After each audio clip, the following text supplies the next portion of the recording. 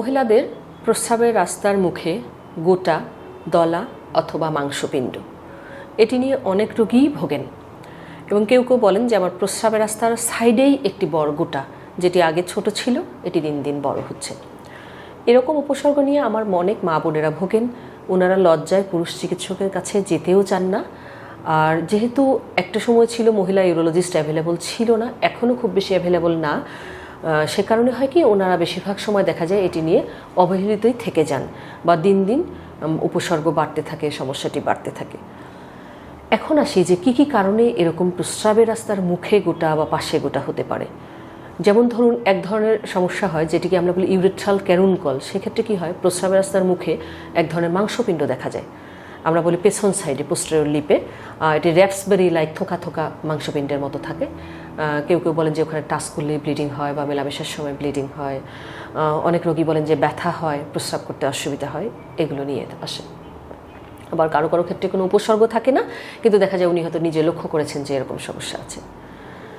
আর কী কারণে হতে পারে, অনেক সময় দেখা যায় মূত্রনালী বা ইউরেথ্রা আমরা যাকে বলি তার ক্যান্সারজনিত কারণেও হতে পারে। মূত্রনালীতেও কিন্তু ক্যান্সার হয়।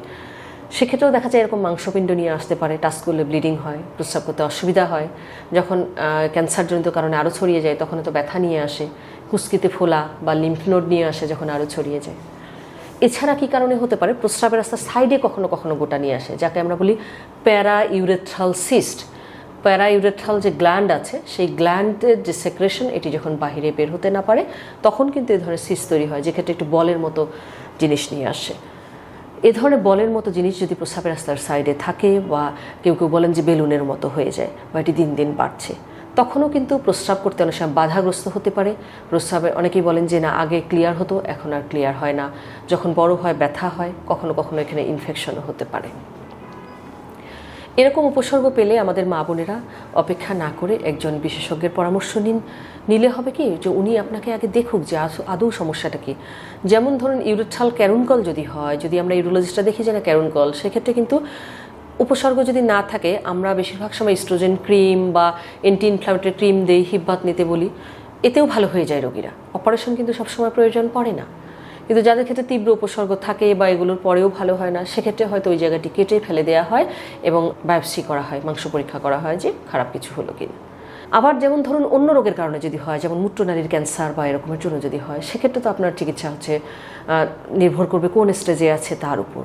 প্রাথমিক স্টেজে থাকলে অবশ্যই চিকিৎসা আগে অপারেশন করে এটিকে ফেলে দিয়ে পরবর্তীতে অন্যান্য প্রসঙ্গ আসবে যে আপনার আদৌ থেরাপি কোনো কিছু লাগবে কিনা। আর যদি প্যারা ইউরেথ্রাল সিস্ট হয়, এটি কিন্তু কোনো ক্যান্সার জাতীয় জিনিস নয়, এটির আউটকাম কিন্তু খুব ভালো। যেমন মূত্রনালীর পাশেই যে বলের মতো ফুলে ওঠা, সেক্ষেত্রে কিন্তু এটি অপারেশন করে সুন্দর করে এক্সারসাইজ করলে ইউরেথ্রা যদি আপনার ইনজুরি না হয়, আউটকাম কিন্তু খুব খুব খুব ভালো। একজন ইউরোলজিস্ট আপনাকে যদি এটি সুন্দর করে এক্সারসাইজ করে দেন, দিলে আপনি এটি থেকে ভালোভাবে মুক্তি পেতে পারেন। এবং এটি কিন্তু ক্যান্সারজনিতও নয়।